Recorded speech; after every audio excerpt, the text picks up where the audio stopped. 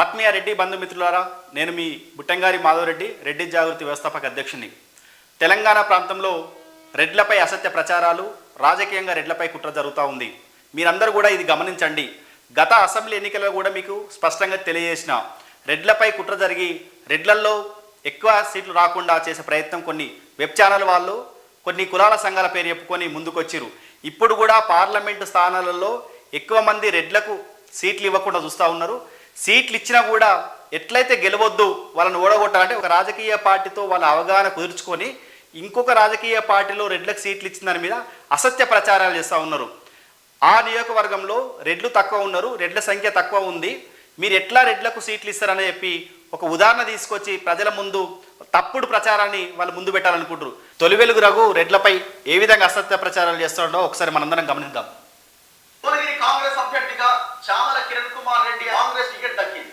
భువనగిరి నియోజకవర్గంలో ఎవరికంటే టికెట్ ఇచ్చింది? చామల కిరణ్ కుమార్ రెడ్డి.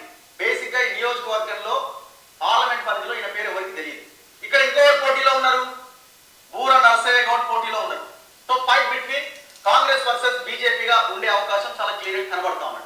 ఈ చామల కిరణ్ కుమార్ రెడ్డికి సంబంధించిన రెడ్లు భువనగిరి పార్లమెంట్ పరిధిలో 87,000 మంది ఉన్నారు.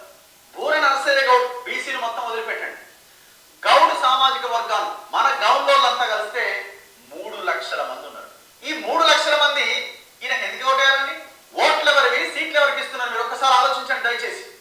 ఇంకా మనకి సిగ్గు రాకపోతే నీళ్ళని బాగా దూకడం మేలు. మనం ఎందుకు మనల్ని పరిగణలోకి తీసుకోరు? ఇంకా మిగతా సామాజిక వర్గాలు, పద్మశాలి సామాజిక వర్గం ఓటు బ్యాంక్ చాలా మెజారిటీ ఓటు బ్యాంక్. అక్కడ అందరు బీసీలు ఎంత కావాలా? 90% పైగా బీసీ, ఎస్సీ, ఎస్టీ సామాజిక వర్గాలకు చెందిన ఓటు బ్యాంక్ అక్కడ ఉన్నది.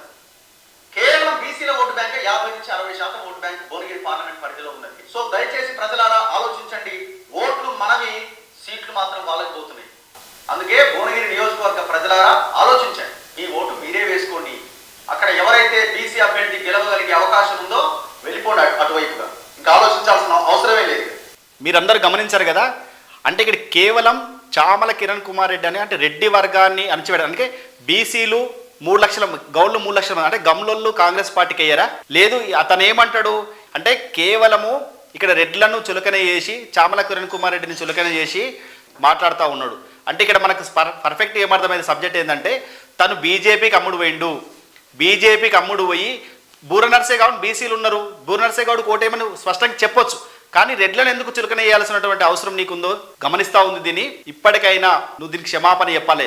తక్షణమే నువ్వు ఏదైతే ఈ వీడియో పెట్టినావో డిలీట్ చేయకపోతే మాత్రం ఖచ్చితంగా నీ తొలి వెలుగు ఛానల్ మీద ఖచ్చితంగా దాడులు ఉంటాయి. నువ్వు అసత్య ప్రచారాలు పడినాలు చేయకుండా. ఈ రెడ్లు 87,000 ఉన్నారా? ఎక్కడ నిరూపిస్తావు? భువనగిరి కాన్స్టిట్యున్సీలో 7 నియోజకవర్గాలు ఉన్నాయి. 7 నియోజకవర్గాల్లో కేవలం 87,000 ఉన్నారని తక్కువ చేసి చూపించడంలో నీ మతలబ్ ఏందో మాకు అర్థమవుతా ఉంది.